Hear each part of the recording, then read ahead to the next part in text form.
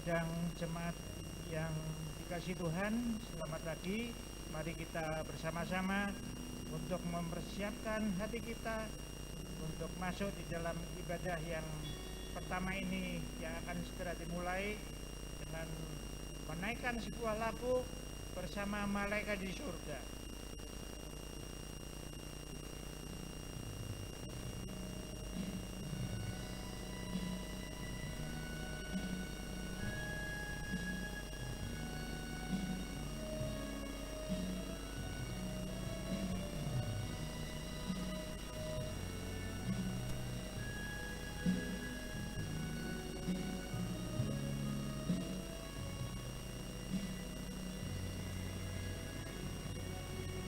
Bersama malaikat di surga, nyanyikan kidung pujian, bermazmur bagimu, muliakan namamu. Yesus, aku memujimu. Tanganku ku angkat padamu, masuk dalam hadiratmu, rasakan kasihmu, ku jadi milikmu. Yesus, aku menyembahmu. Hosana, Hosana, aku memujimu. Haleluya, haleluya, aku menyembahmu. Sidang jemaat bisa bangkit berdiri.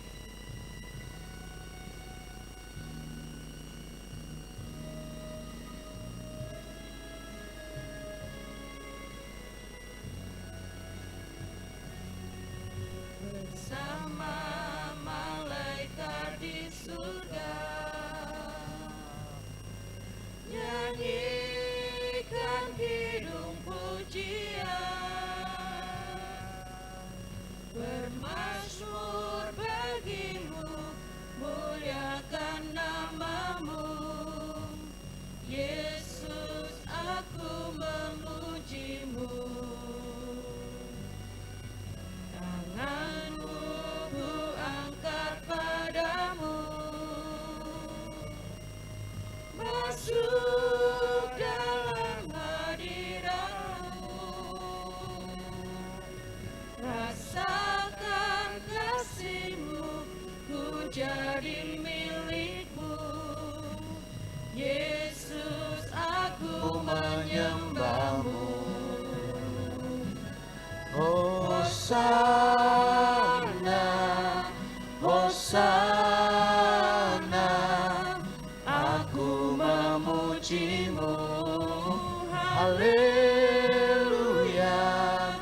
haleluya, aku menyembahmu. Hosana, Hosana, aku memujimu. Haleluya, haleluya, aku menyembahmu. Jemaat Tuhan yang dikasihi oleh Yesus Kristus, pada pagi hari ini kita bersama-sama mengawali ibadah kita dengan satu pengakuan bahwa pertolongan kita adalah di dalam nama Tuhan Sang Pencipta langit dan bumi dan segala isinya, yang dalam kasih dan kesetiaannya tidak pernah meninggalkan buah perbuatan tangannya. Turunlah kiranya kasih karunia dari Allah Bapa, Putra dan Roh Kudus. Amin. Mulia bagi bagi Bapa, bagi Anak serta Roh Kudus, dari permulaannya, sekarang dan akan jadi selama-lamanya. Amin.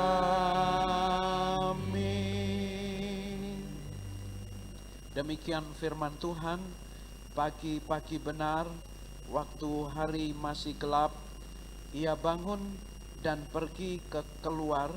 Ia pergi ke tempat yang sunyi dan berdoa di sana. Amin, amin, amin. Amin, amin, amin.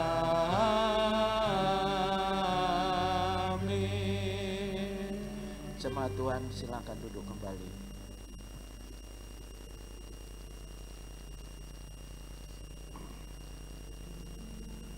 Tanpa kita sadari bahwa kehidupan kita selalu mendapat damai sejahtera dari Tuhan.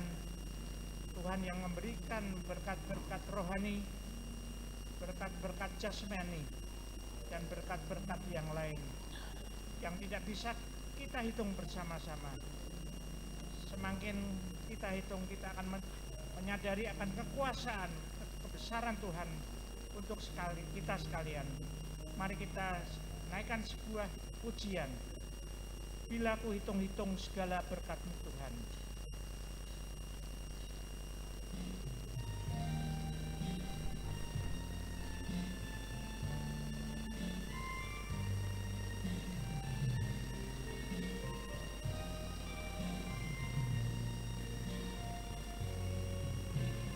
Bila ku hitung-hitung segala berkat-Mu Tuhan, tak terhitung, tak terkira semua yang telah Kau beri.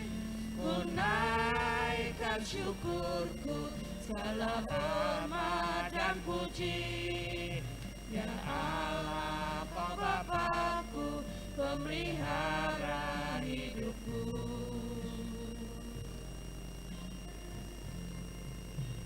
Bila rasa selalu kehadiran-Mu Tuhan, bila kala susah, kekuatan kala lemah, Kau beri kuat padaku, kehangatan kasih-Mu.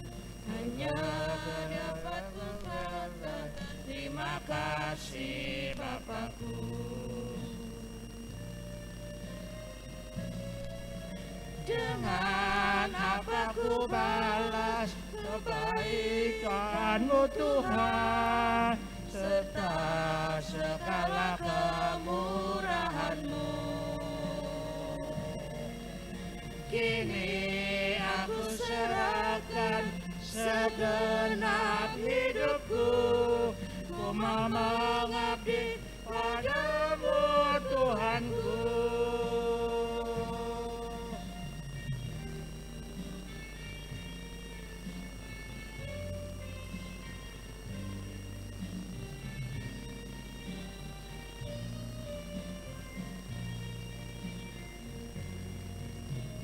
Bila ku hitung-hitung segala berkat-Mu Tuhan, tak terhitung, tak terkira semua yang telah Kau beri. Kau naikkan syukurku, segala hormat dan puji. Ya Allah, Kau Bapa-Ku, pemelihara hidupku.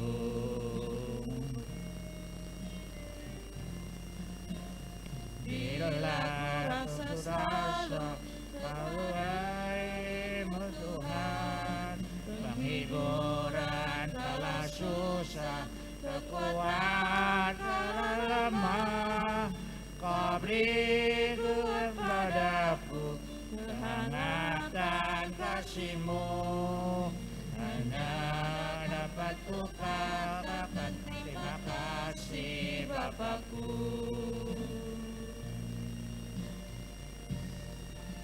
Dengan apa ku balas kebaikan-Mu Tuhan, serta segala kemurahan-Mu. Kini aku serahkan segenap hidupku, ku mau mengabdi padamu Tuhanku. Dengan apa ku balas kebaikan-Mu Tuhan, serta segala kemurahan-Mu. Kini aku serahkan segenap hidupku, ku mau mengabdi padamu Tuhanku.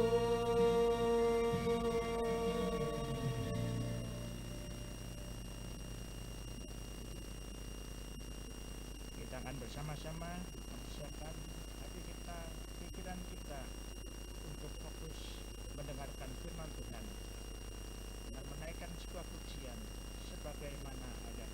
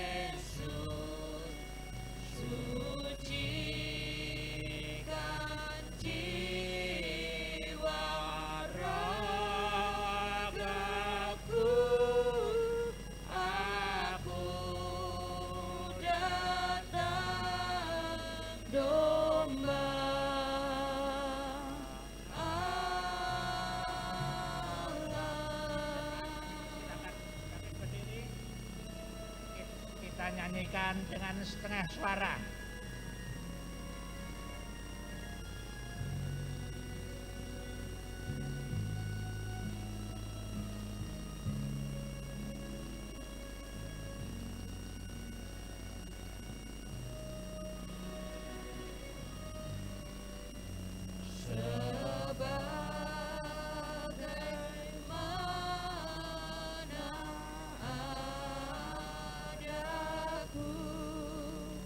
Me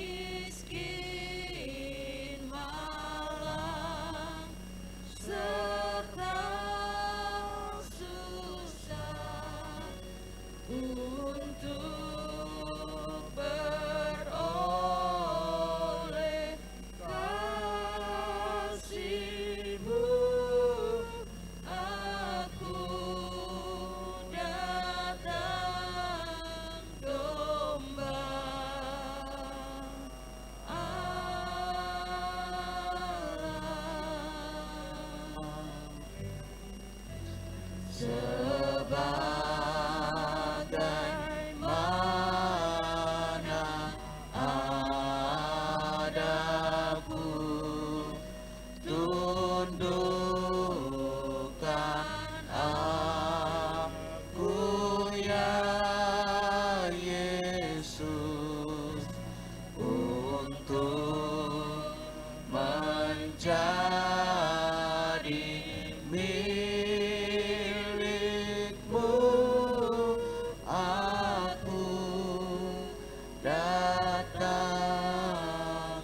domba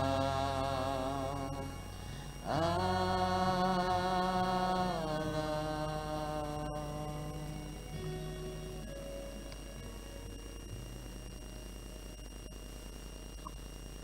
Mari kita bersama-sama membuka, menyiapkan hati kita untuk mendengar sebagian firman Tuhan pagi hari ini.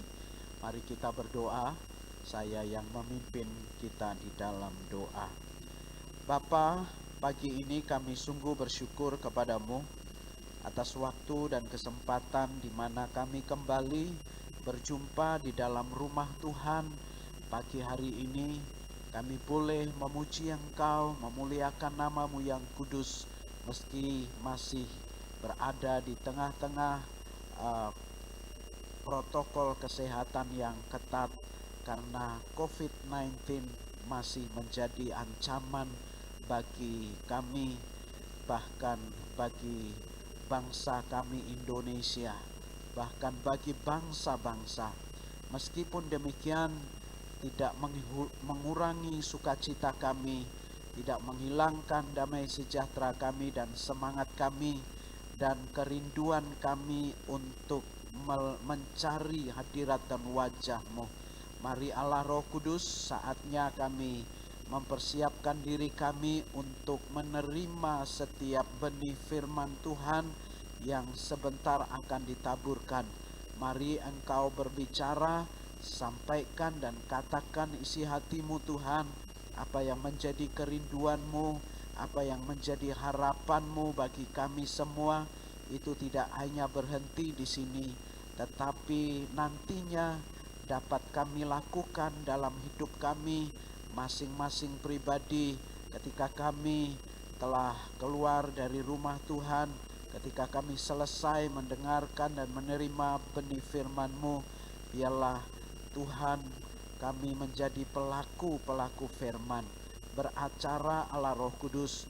Hadirat-Mu memenuhi setiap kami, bahkan yang ada di rumah, yang saat ini menyaksikan melalui live streaming maupun YouTube.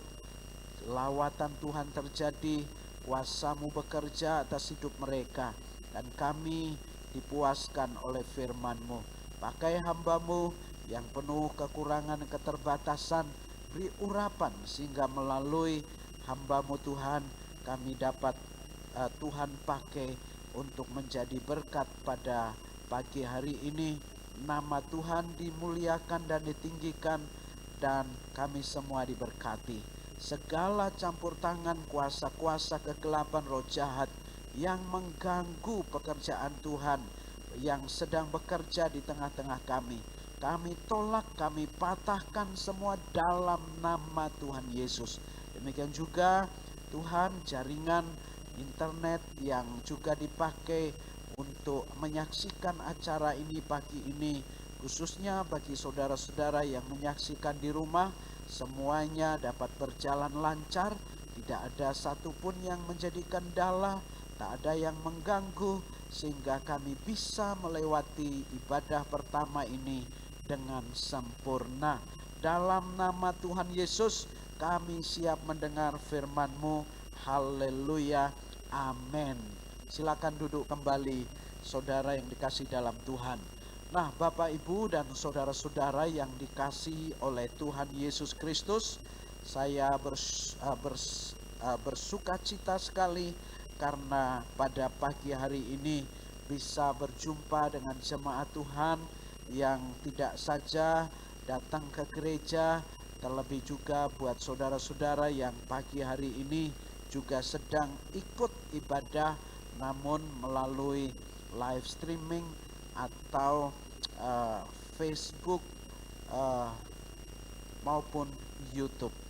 Saya percaya dimanapun Bapak Ibu berada, ketika kita berupaya untuk mencari Tuhan dengan segenap hati kita, saya yakin kita pasti dilawat dan diberkati oleh Tuhan.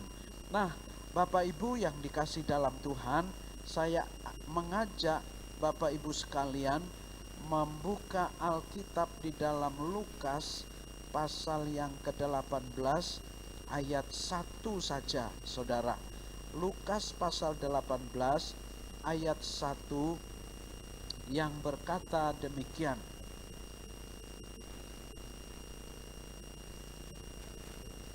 Yesus mengatakan satu perumpamaan kepada mereka untuk menegaskan bahwa mereka harus selalu berdoa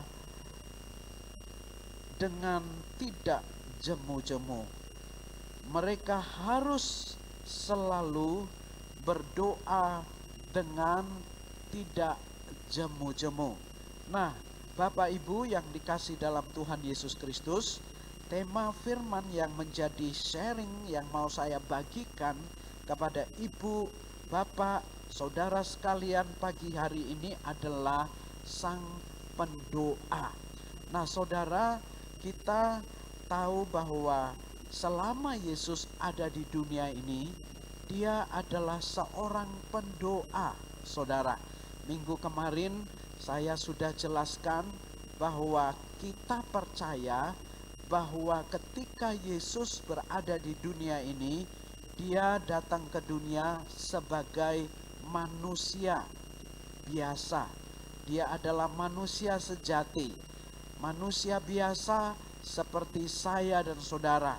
Artinya dia bisa capek, dia bisa lelah, dia bisa lapar, dia bisa ngantuk, dia bisa haus, dan dia bisa merasakan emosi-emosinya dan sebagainya, saudara. Artinya Bapak Ibu yang dikasih dalam Tuhan, dia sebagai manusia, dia juga membutuhkan Tuhan. Dan itulah sebabnya dia berdoa, saudara. Nah, mungkin saudara berkata, nah kalau Yesus itu Allah, kenapa dia berdoa? Yaitu tadi, saudara, sebagai manusia dia butuh Tuhan. Memang dia adalah Allah sejati, dan tetapi juga dia adalah manusia sejati. Ketika dia berada di dalam dunia ini, dia betul-betul sebagai manusia. Dia punya keterbatasan sebagai manusia, saudara. Nah, sebagai manusia, dia berdoa. Dia menunjukkan ketergantungannya kepada Bapanya. Dia selalu berdoa.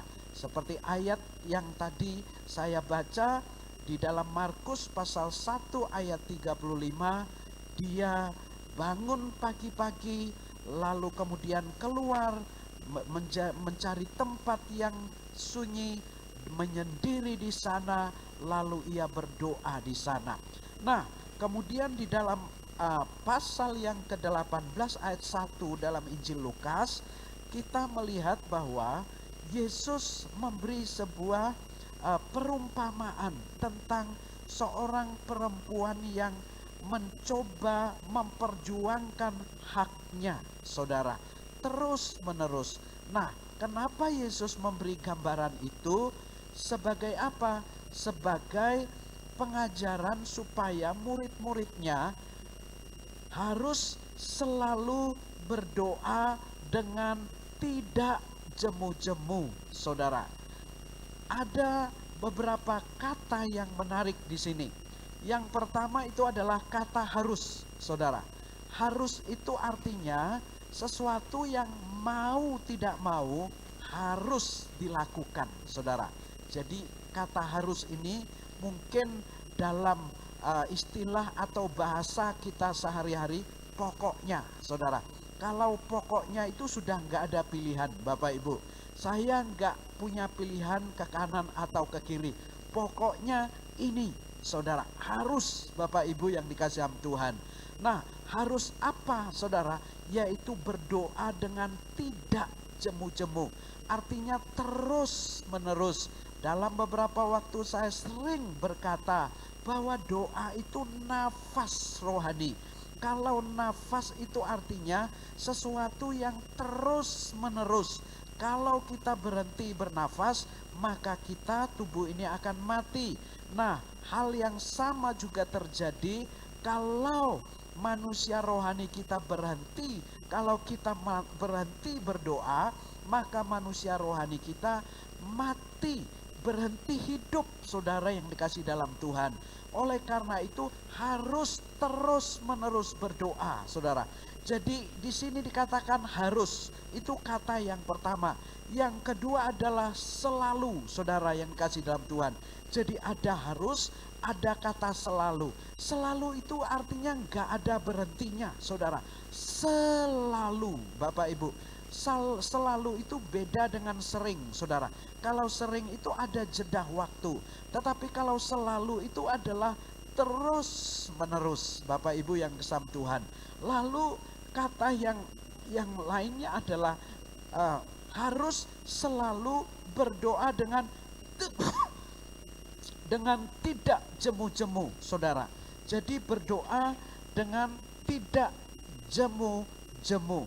Jadi tidak jemu-jemu itu artinya juga ada konotasi tidak berhenti, tidak bosan-bosannya, tidak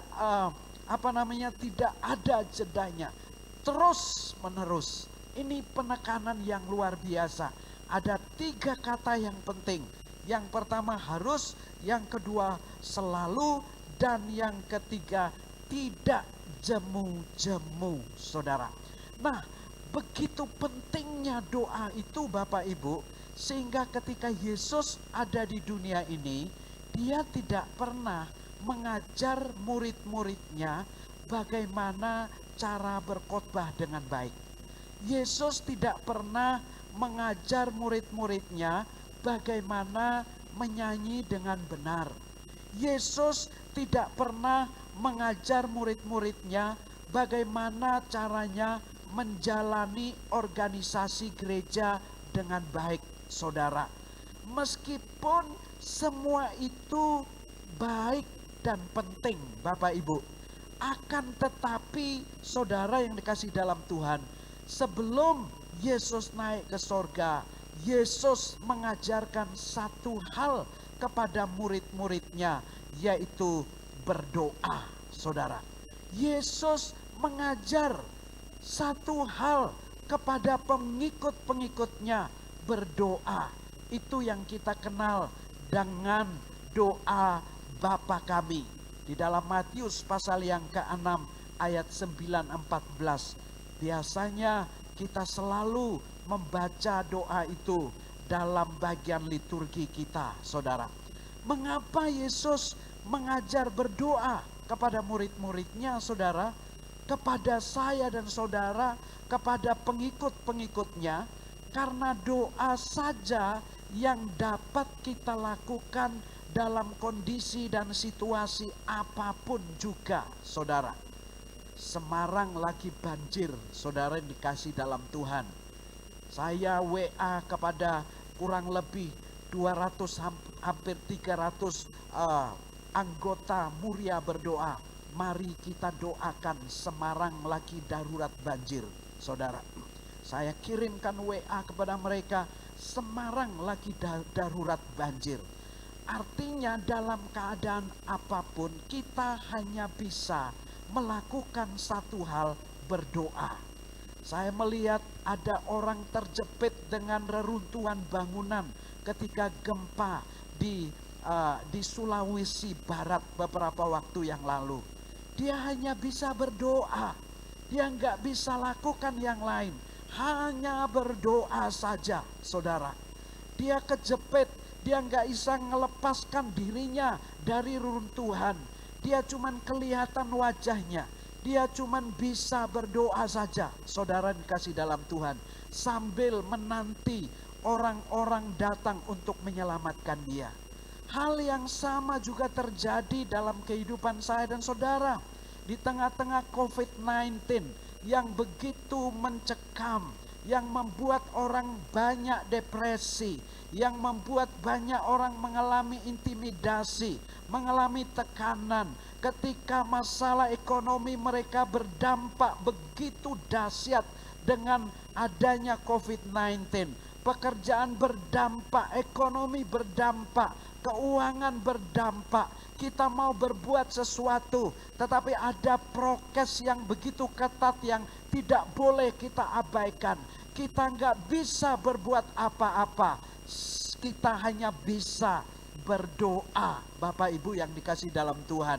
Kita hanya bisa mengarahkan mata kita kepada Tuhan, mengarahkan wajah kita kepada Allah. Kita hanya bisa mengucapkan doa-doa kita di hadapan Tuhan. Mohon penyertaan, pertolongan, kekuatan daripada Dia. Hanya bisa berdoa. Itulah sebabnya Tuhan mengajarkan kita, saya dan saudara, untuk berdoa, saudara. Karena hanya berdoa saja yang dapat kita lakukan, saudara yang kasih dalam Tuhan. Ada seorang penulis yang berkata, jika Yesus itu adalah sebuah buku, maka judulnya atau temanya adalah Bapa, saudara. Bapa. Dan itulah sebabnya Yesus menyampaikan doa yang juga disebut sebagai doa Bapa kami, saudara. Nah, apa artinya ini Bapak Ibu yang dikasihi Tuhan? Apa artinya? Ini menunjukkan bahwa dia betul-betul memiliki satu relasi, menunjukkan bahwa dia memiliki satu intimasi yang begitu dekat, hubungan yang begitu dekat dengan Bapanya di sorga. Jadi paling sedikit Bapak Ibu yang dikasih dalam Tuhan, ada dua arti daripada Bapa, saudara. Yang pertama Bapak Ibu yang dikasih dalam Tuhan, yaitu Bapa memiliki arti bahwa Yesus mempunyai intimasi, mempunyai relasi, mempunyai kedekatan, mempunyai hubungan yang begitu erat dan dekat dengan Bapa di sorga. Bukan sekedar dekat, tetapi melekat, saudara yang dikasih dalam Tuhan. Nah, kalau kita berbicara soal intimasi Bapak Ibu yang dikasih dalam Tuhan, doa tidak sekedar berbicara tentang apa yang kita minta, saudara.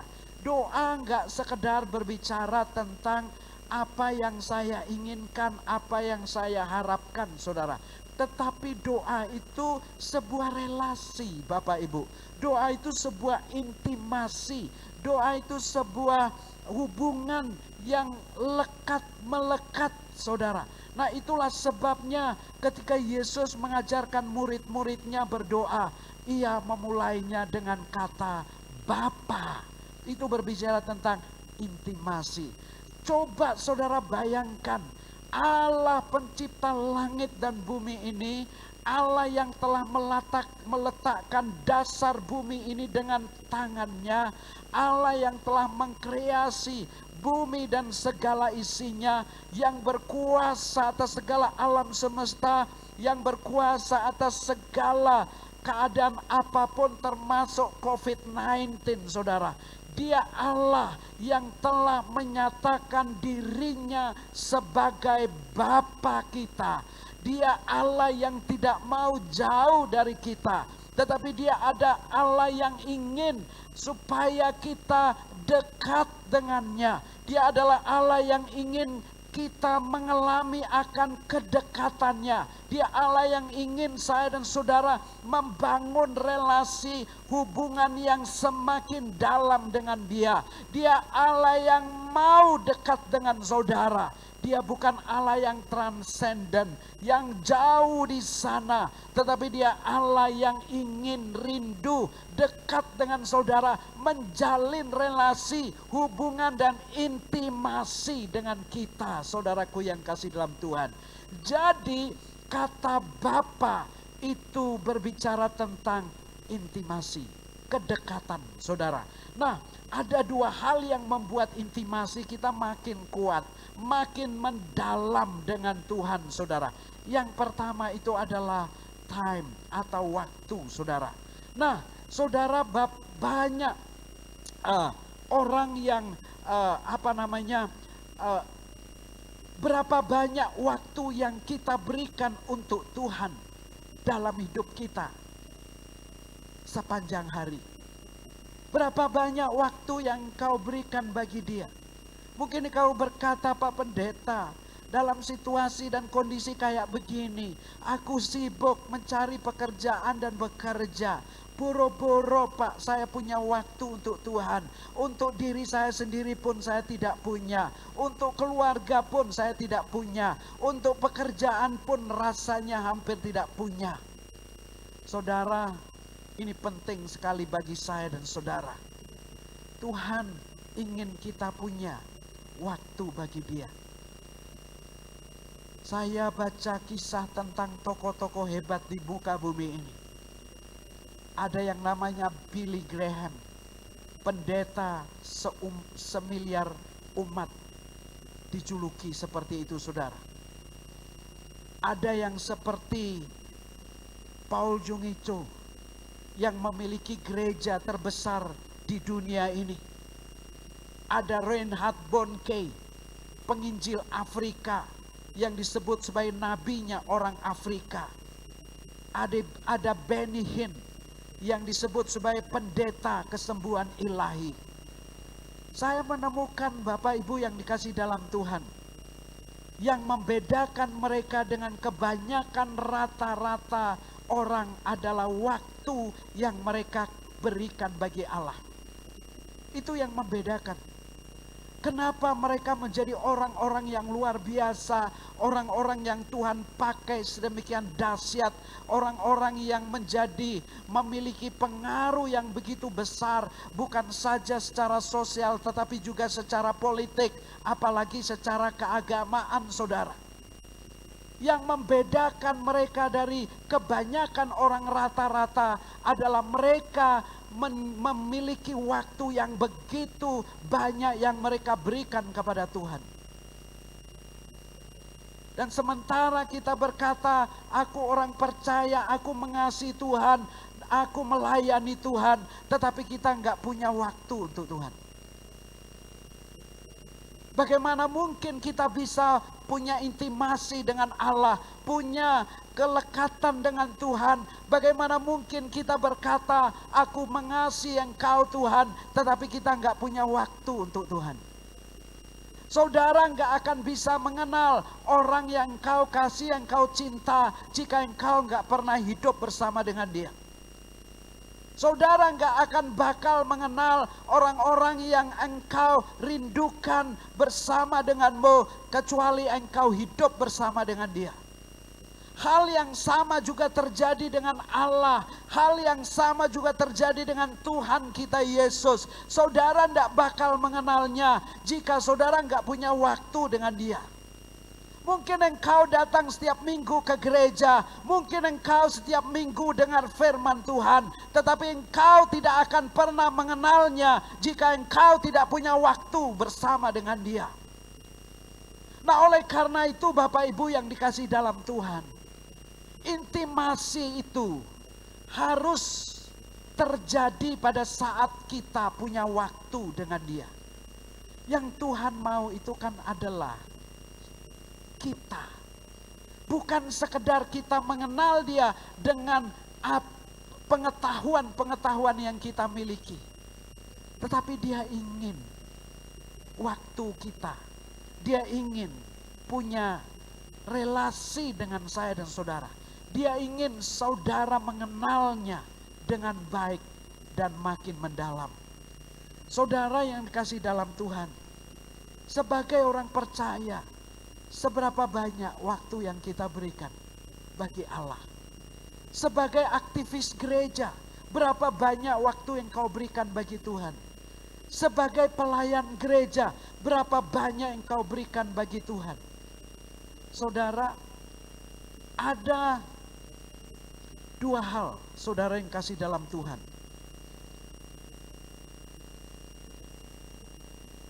dua hal yang Tuhan berikan bagi kita untuk mengenal Dia lebih dalam, saudara. Yang pertama, Bapak Ibu yang dikasihi Tuhan, bukan saja kita punya intimasi, saudara, tetapi yang kedua adalah komunikasi. Komunikasi itu arti lainnya adalah kita bergaul dengan Tuhan. Nah, bergaul dengan Tuhan ini, Bapak Ibu yang dikasihi dalam Tuhan, melalui dua hal. Yang pertama adalah berdoa. Yang kedua, merenungkan firman Tuhan atau membaca firman Tuhan siang dan malam. Siang dan malam itu maksudnya setiap hari, saudara. Mazmur pasal 1 ayat 1-3. Berbahagialah orang yang merenungkan Taurat Tuhan siang dan malam, saudara. Bergaul atau berkomunikasi dengan Allah itu tidak sekedar kita punya berbicara tentang intimasi. Bagaimana kita intim dengan Tuhan? Kita harus punya waktu. Yang kedua, kita membangun komunikasi. Nah, komunikasi itu berbicara tentang dua hal, doa dan baca firman, saudara. Coba baca seluruh isi Alkitab, mulai Kejadian sampai Wahyu. Maka kita akan menemukan orang-orang yang Tuhan pakai dengan dahsyat. Kita akan menemukan tokoh-tokoh yang luar biasa, seperti Henokh, seperti Nuh, seperti Abraham, seperti Musa, seperti Joshua, Yusuf, dan lain-lain. Mereka disebut sebagai orang-orang yang bergaul dengan Tuhan.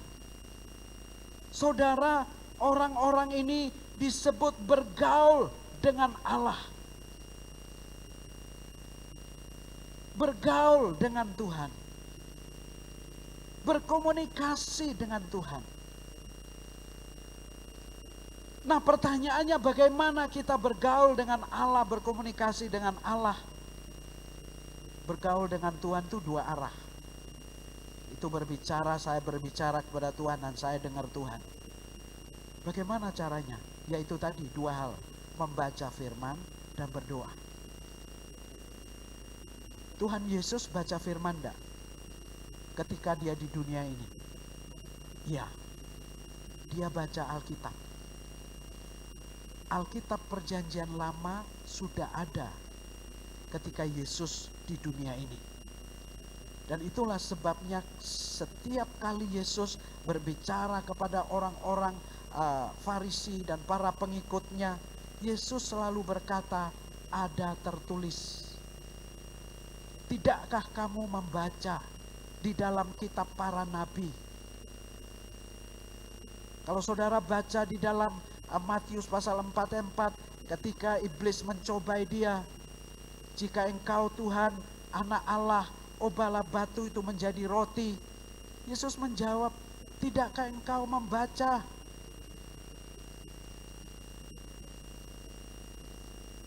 Ada tertulis bahwa manusia tidak hanya hidup dari roti, tetapi dari firman yang keluar dari mulut Allah. Dia mengutip firman Tuhan yang dia baca dari Keluaran.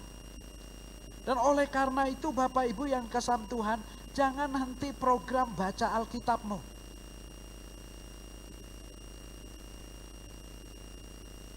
Setiap hari kamu baca 4 pasal, maka selesailah Alkitab dalam 1 tahun. Bahkan lebih cepat kalau kita konsisten. Alkitab kita ada 1189 pasal. Dan ada 31.106 ayat.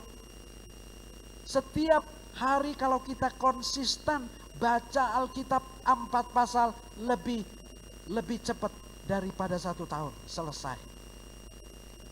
Terus baca. Meskipun kita nggak tahu, tetapi kita terus baca. Kita bersyukur karena firman Tuhan itu ditulis dalam bahasa ibu, bahasa kita.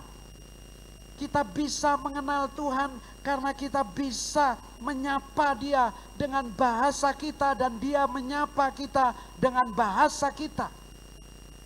Tidak ada alasan bagi kita untuk tidak paham karena Dia berbicara dalam bahasa kita. Kecuali dari pakai bahasa surgawi atau bahasa yang lain, saudara. Mungkin kita bisa bingung, saudara yang kasih dalam Tuhan. Tapi mungkin ada bagian-bagian yang membuat kita kesulitan. Jangan berhenti, terus baca firman Tuhan. Karena ketika kita terus-menerus membaca, saatnya akan tiba saudara akan diberi pengertian. Mengapa saya katakan demikian? Saya pun mengalami kesulitan di awalnya. Tetapi ketika terus-menerus saya lakukan, Tuhan memberi pencerahan, pengertian-pengertian yang baru dari apa yang saya baca. Saya terus memberi gambaran bahwa membaca Alkitab itu seperti sebuah perjalanan. Kalau saudara pergi ke Jakarta, naik mobil, lewat jalan tol. Sekali jalan saudara nggak bisa hafal jalan dengan benar. Tetapi 2 kali, 3 kali, 4 kali, saudara akan semakin mengenal jalan itu. Bahkan tempat-tempat tertentu saudara udah tahu. Oh, itu ada rest areanya. Oh, di situ ada Indomaret. Oh, di situ daerah sini ada jembatan. Saudara akan ngerti dengan baik karena saudara sering melewati. Hal yang sama juga terjadi dengan membaca firman. Jangan berhenti ketika saudara bingung dan tidak tahu. Jangan usrek dan fokus dengan apa yang saudara mengerti. Teruskan saja. Jadi baca Alkitab itu bukan seperti sebuah perjalanan saudara, tetapi juga seperti makan ikan. Makan ikan itu maksudnya, saudara kalau makan ikan, tulangnya jangan ditelan. Saudara keselak nanti. Singkirkan tulangnya, makan dagingnya. Jadi singkirkan tulangnya di pinggir piringmu, lalu teruskan makan. Nah, membaca Alkitab itu begitu. Ada bagian yang tidak kamu pahami, jangan fokuskan pikiran dan energimu kepada apa yang enggak kamu pahami. Lewati aja dulu. Terus baca. Ada yang kamu tidak paham, lewati dulu. Singkirkan dulu di pinggir piring makanmu. Terus baca seperti itu. Selesai tahun ini, mulai lagi tahun depan. Mungkin sudah ketemu lagi dengan tulang yang sama. Mulai memikirkan. Karena sudah sering saudara mulai mengerti. Tuhan memberi pemahaman. Lama-kelamaan saudara ngerti. Nah, oleh karena itu Bapak Ibu yang kesam Tuhan. Bagaimana mungkin saudara bisa paham firman kalau saudara tidak baca? Mana mungkin saudara bisa mengenali Tuhan kalau saudara nggak baca firman? Saudara kalau ketemu orang hebat, saudara harus baca firman. Karena tanpa saudara baca firman, saudara nggak ketemu Abraham, saudara nggak ketemu Ishak, saudara nggak ketemu Musa, saudara nggak ketemu Yosua. Saudara kalau mau ketemu orang-orang hebat, baca firman. Bukankah kita kadang-kadang suka ketemu orang hebat? Kalau ketemu bupati kan, wah selfie dong. Setelah selfie kita upload foto kita ke teman-teman kita. Kita sedang menunjukkan, ini loh aku hebat. Saya baru ketemu Pak Bupati. Karena kita bangga ketemu orang hebat. Saudara, tokoh-tokoh dalam Alkitab lebih hebat dari orang-orang hebat di dunia ini, saudara. Saudara tiap hari baca Alkitab, engkau ketemu nggak sekedar tokoh-tokoh hebat seperti apa yang saya sebutkan, tapi kau ketemu dengan Allah di atas segala Allah, Tuhan di atas segala Tuhan. Kita mendengar apa yang Dia katakan, kita mendengar apa yang Dia sampaikan, kita menyimak dan mulai membangun hidup kita berdasarkan nasihat-nasihatnya. Saudara, itu yang kita lakukan. Baca Alkitab. Sekali lagi, baca Alkitab. Yang kedua, saudaraku yang keselam, berdoa. bangun terus kehidupan doamu. Minggu lalu kita sudah mendengar bahwa kadang kita sering memfokuskan perhatian kita kepada hal-hal yang di luar yang bersifat fisik, saudara. Apa yang saya makan, apa yang saya pakai, bagaimana rumahku, bagaimana mobilku, betul itu penting dan kita butuhkan.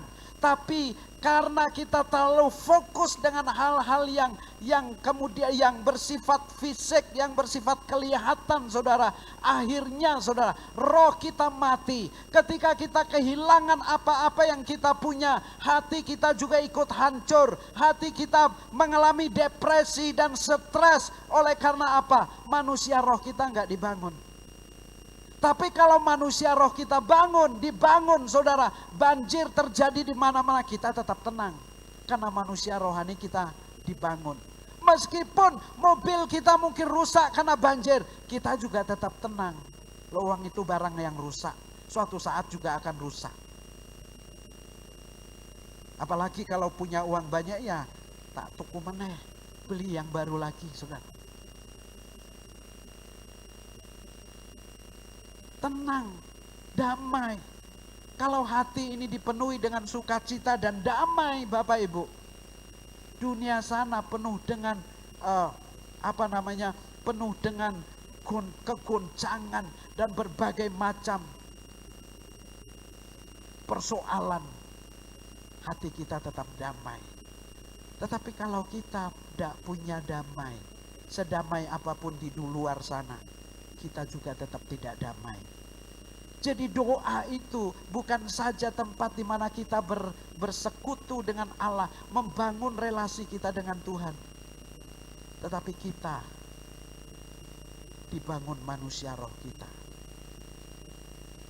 Yesus adalah teladan bagi kita untuk berdoa. Tiap hari dia berdoa. Dan saya berupaya terus menerus tiap hari baca Alkitab dan berdoa. Dan saya menemukan ternyata kekuatan hidup itu hanya dari sana. Saudara, kemarin ada Zoom yang dilakukan secara sinodal, saudara, tentang misi Mennonite. Para pemimpin, tokoh-tokoh Mennonite dulu, pada zaman dulu, mereka mengadakan misi apa enggak sih? Mereka memberitakan Injil apa tidak?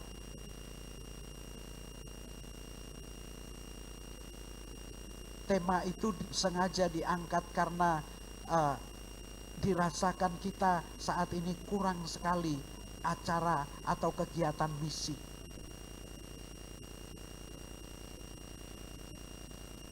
Sehingga anggota gereja kita, khususnya GGKMI secara nasional, cuman jumlahnya 16.000 orang.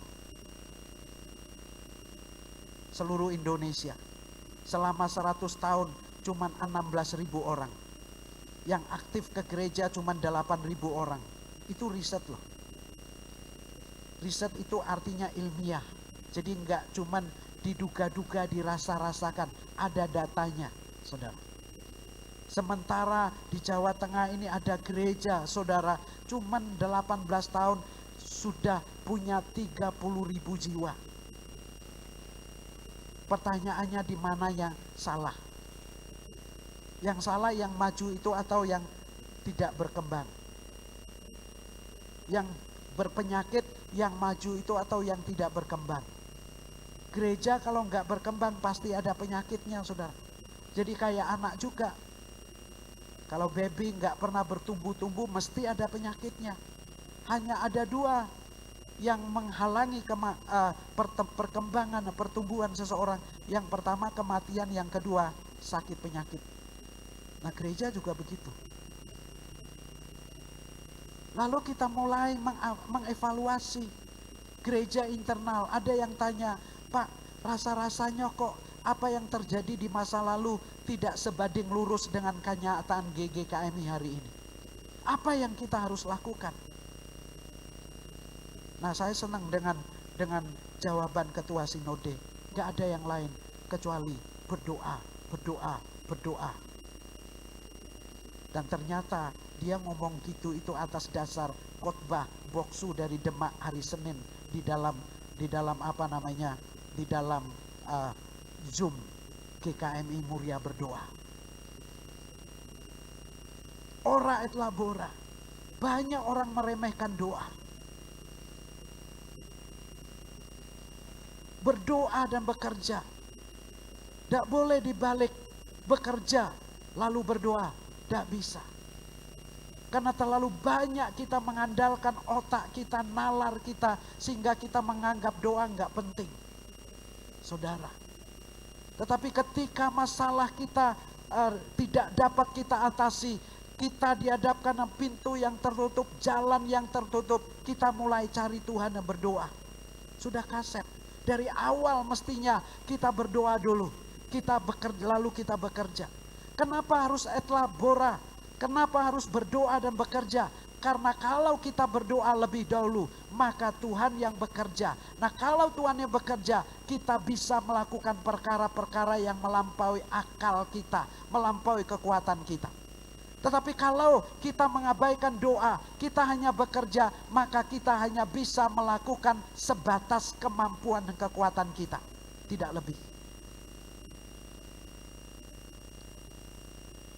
Jadi Bapak Ibu yang kasih Tuhan, jangan remehkan doa. Minggu depan saya bicara soal ini. Berdoa dan bekerja. Itu dua kata kerja. Doa itu bukan pasif. Itu dua kata kerja sejajar yang sama tingkatnya, saudara. Nah, oleh karena itu Bapak Ibu yang kasih Tuhan, apa yang kita lihat dengan Yesus? Dia berdoa. Berdoa dan terus berdoa. Dia adalah sebuah buku yang judulnya Bapa. Karena apa? Yang pertama karena intimasi tadi. Intimasi berbicara tentang waktu kita dengan Tuhan. Intimasi berbicara tentang bagaimana kita membangun komunikasi kita. Yang kedua, Bapa itu berbicara tentang ketergantungan. Ketergantungan. Sebagai manusia yang Yesus sangat bergantung kepada Bapanya, saudara. Saya dan saudara mestinya menunjukkan ketergantungan kita kepada Bapa. Doa menunjukkan ketergantungan kita kepada Allah. Doa menunjukkan adalah sebagai pernyataan bahwa saya memerlukan Tuhan. Doa itu menunjukkan bahwa saya terbatas. Doa itu menunjukkan bahwa saya butuh Tuhan yang tidak terbatas. Kita membutuhkan Tuhan lebih dari udara segar yang kita hirup setiap pagi. Kita perlu Dia dalam setiap tarikan nafas kita. Ada lagu yang berkata, I need you Lord, more than everything. I need you Lord, more than yesterday. I need you Lord, more than word can say. I need you Lord, I need you Lord. Aku memerlukan Engkau Tuhan, lebih dari apapun juga. Aku memerlukan Engkau Tuhan, lebih dari apa yang dunia katakan. Aku memerlukan Engkau Tuhan, lebih dari kemarin. Bahkan lebih dari tarikan nafas kita. Saudara, itulah sebabnya Yesus begitu bergantung kepada Bapanya. Setiap pagi Yesus datang kepada Bapanya dalam doa. Pagi-pagi benar, waktu hari masih gelap, ia bangun dan pergi keluar ke tempat yang sunyi dan berdoa di sana. Sebelum Yesus memilih murid-muridnya, ia ora et labora dulu, berdoa dulu. Ia meminta pertolongan kepada Bapanya dengan berdoa. Di dalam Lukas pasal 6 ayat 12. Pada waktu itu pergilah Yesus untuk berdoa dan semalam-malaman ia berdoa kepada Allah. Semalam-malaman. Itu artinya semalam suntuk, saudara. Yesus pergi menyendiri ke bukit lalu berdoa. Di dalam Mazmur Markus pasal 6 ayat 46. Akan tetapi ia mengundurkan diri ke tempat yang sunyi dan berdoa. Di dalam Lukas pasal 5 ayat 15. Bahkan sebelum penyalibannya ia bergumul di taman Getsemani dalam doa. Sehingga ia diberi kekuatan untuk menanggung penderitaan salib. Mengapa Yesus melayani dengan penuh kuasa? Karena ia telah mendedikasikan dirinya untuk berdoa. Saudara, pernahkah kita mendedikasikan diri kita untuk berdoa seperti Yesus? Mungkin saudara pengen terobosan dalam hidupmu. Mungkin saudara pengen mengalami satu terobosan dalam pekerjaanmu, dalam rumah tanggamu. Saudara yang dikasih dalam Tuhan, jika kita mengabaikan doa, kita hanya jalan di tempat. Sebagai gereja itu memang ada di dunia ini. Tetapi bukan gereja menjadi duniawi. Gereja itu bukan organisasi duniawi. Tetapi organisasi rohani. Karena itu gereja itu harus dijalankan dengan prinsip-prinsip dan hukum-hukum rohani. Sebenarnya saudara. Nah, salah satu prinsip dan hukum rohani itu adalah doa. Sebelum Yesus melayani, 40 hari dia menyendiri, berpuasa di padang gurun. Jika Yesus yang sempurna itu, Yesus yang berkuasa itu begitu mementingkan doa, terlebih lagi kita yang penuh dengan kelemahan. Saudara yang dikasih dalam Tuhan, dalam liturgi gereja-gereja Mennonite khususnya termasuk GKMI, saudara, ada pernyataan yang berkata begini. Karena kita tidak memasukkan bagian ini dalam liturgi kita. Kami bersaksi bahwa tidak seorang pun yang dapat sungguh-sungguh mengenal Kristus kecuali ia yang mengikutinya setiap hari dalam kehidupan. Artinya kita tidak akan kenal Yesus kalau kita tidak mengikuti Yesus dalam setiap hari hidup kita.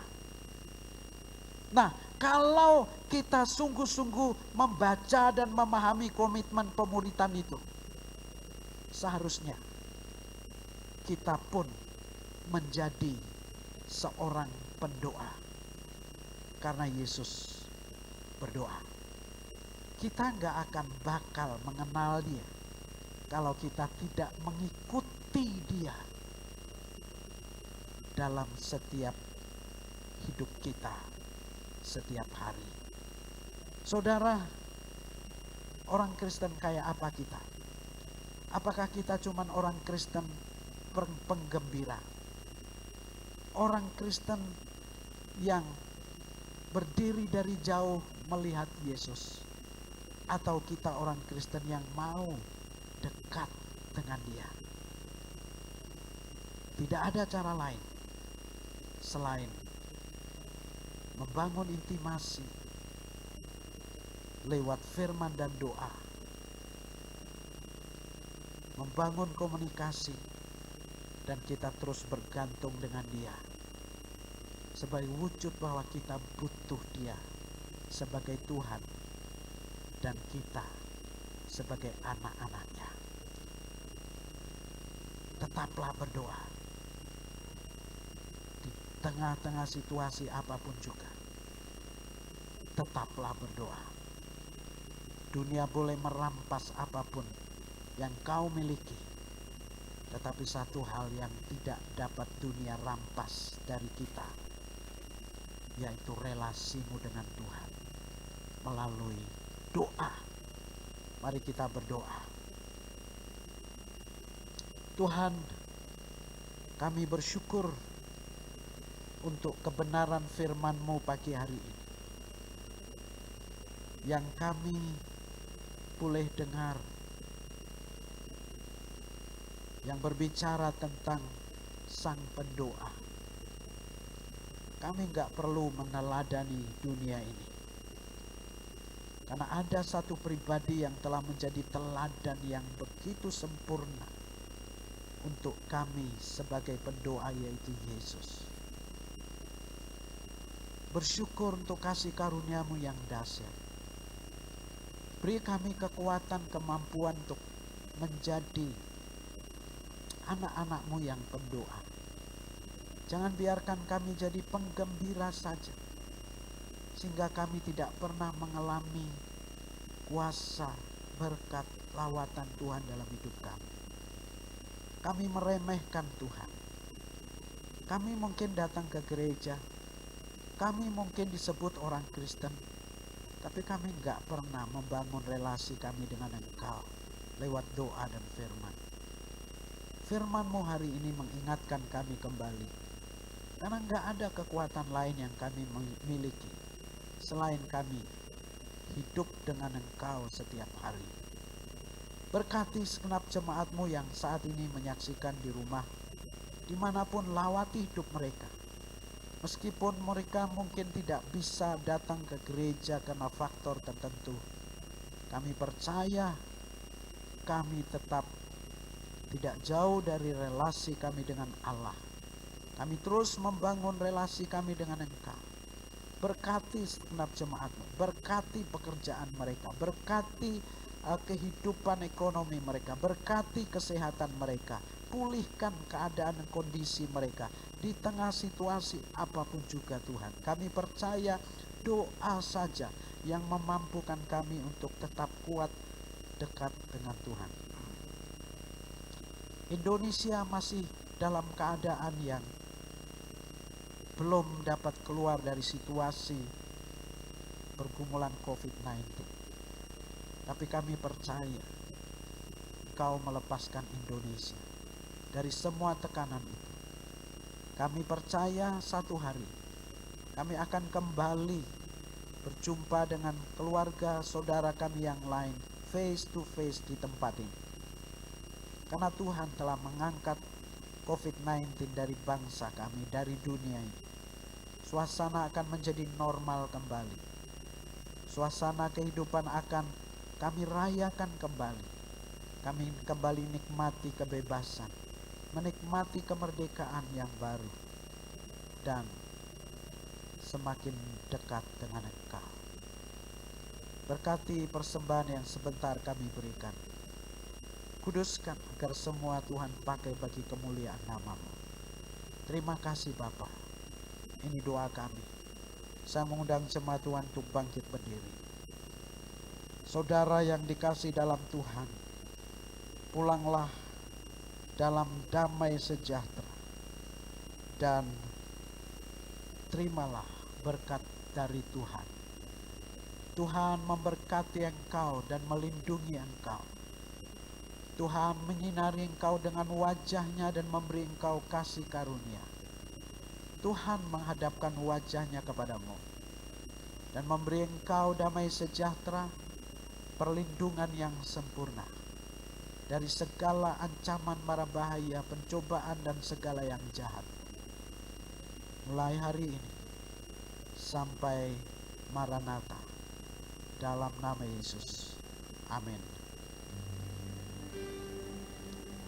Kepada Allah beri puji, semua makhluk di bumi, padanya ku beri pujian.